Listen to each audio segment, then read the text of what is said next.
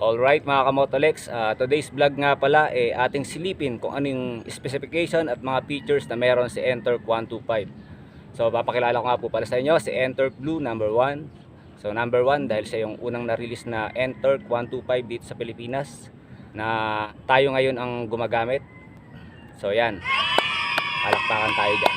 Alright. So ang tanong, magkano nga ba ang Ntorq 125 dito sa Pilipinas? So bago ko sagutin yan, atin munang silipin ang forma at ang bangis ng Ntorq 125. Alright, so ito agad yung napansin natin dito, yung kanyang Ntorq 125 emblem na napakaangas ng datingan. So hindi siya yung normal na kagaya ng iba na sticker. So embossed siya. Siyempre meron din siya yung napaka-komportableng upuan. Siyempre komportable, nasabi natin dahil nasubukan na natin. So napakalambot ng kanyang upuan, para ka lang nakaupo sa sopa na may dual stitch. Pansin niya, no? Dual stitch design na may logo ng Ntorq. So ito yung napansin kong kaibahan nito dito sa sa mga scooter type motorcycle, yung kanyang fuel fill. So nasa labas siya. So external fuel fill ang kay Ntorq 125. So open natin. Yun, di ba? Ang kanyang fuel fill ay may 5 liters capacity. So medyo malayo-layo nang mararating mo niyan. Okay? Tara natin. Siyempre ang kanyang sporty split grab rail na napakaangas ng dating. So yan pa. Ano yan, hawakan para sa mga back ride. So check natin yung loob ng kanyang compartment ng upuan.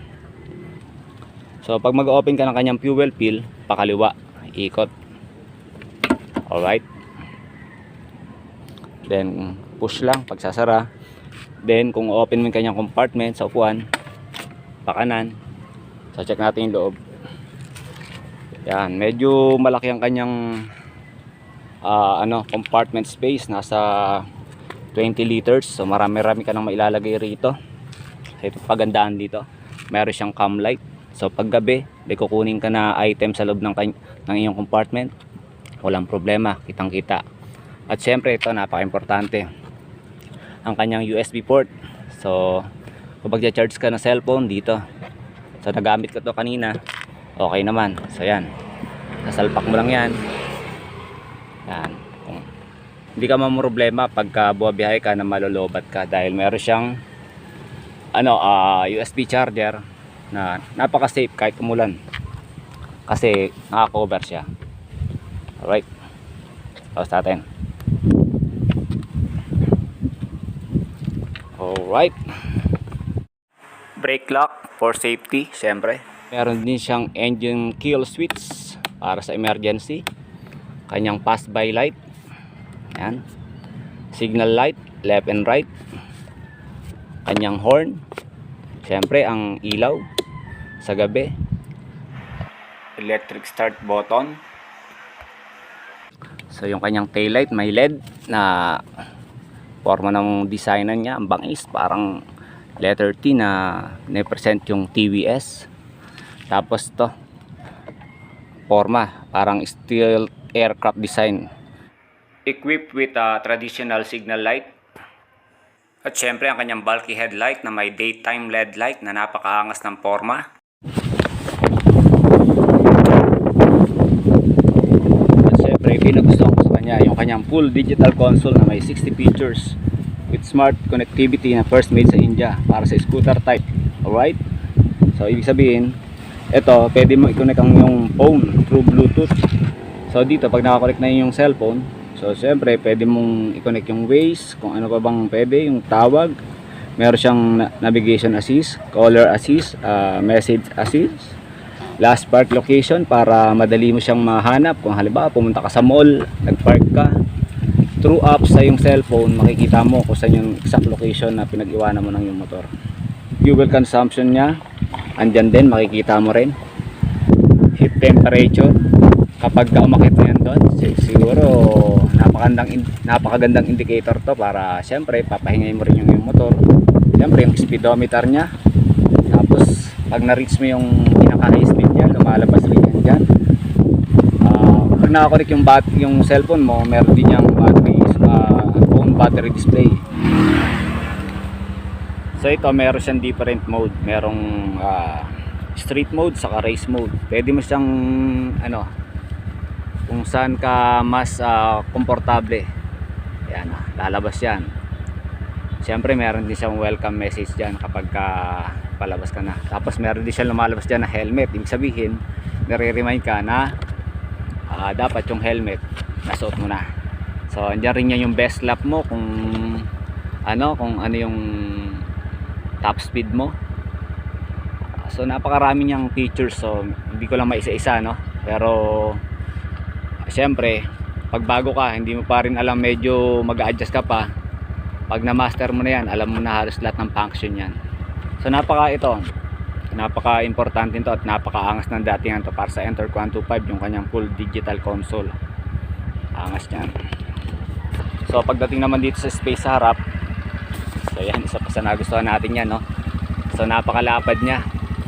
So kung sa 15 inches yan, may nasa 15 inches yan. So komportable dyan yung paa mo. Mag-iwan ka ng helmet. Yan, may hook siya. Dalawa yan. Meron yan sa ilalim pa. Atake mo lang. Yan, para kung meron kang grocery or helmet na ilalagay, hindi mo siya lalagay sa braso mo, pwede mo siya iwanan dyan. So kasyang kasya. Yung height niya, pwede siya kahit sa babae kasi mababa lang naman siya eh. Starting position naman dito, pag umandar na, upo na lang. Meron siyang ground clearance sa 155 mm. So kaya sa mga baha-baha, yung curb weight niya is 118 kilograms. So isa pa, ito yung kanyang sporty muffler na napakaangas ng datingan. So macho, napakaangas ng datingan, poging-pogi ang motor.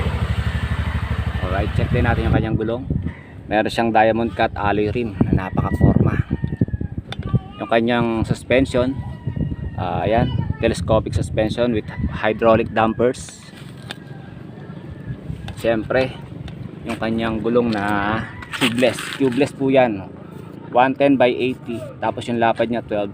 So napaka-astig niya sa mga kurbada.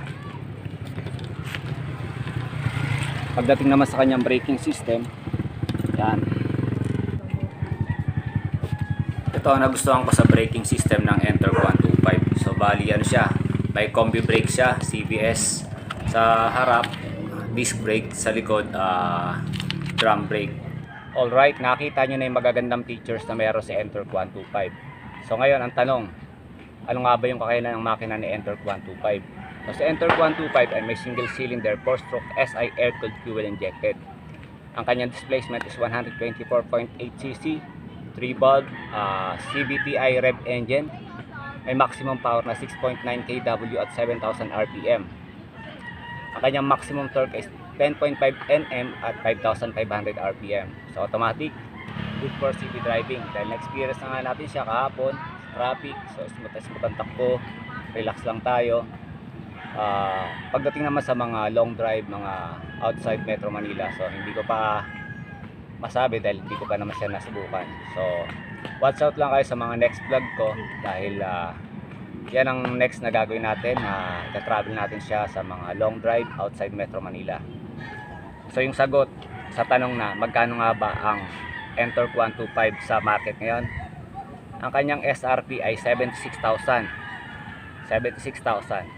Available po siya sa lahat ng Minerva outlet na malapit sa inyo dito sa Metro Manila. So kung gusto niyo ng unit, hanapin niyo lang po ang mga branch ng Minerva na malapit sa inyo. Alright, thanks for watching my vlog, my video. So please do follow and subscribe to my Facebook page and YouTube channel na Motolex para updated pa kayo sa mga video na aking gagawin about Ntorq 125. So yun, maraming salamat and God bless to all of you. Alright.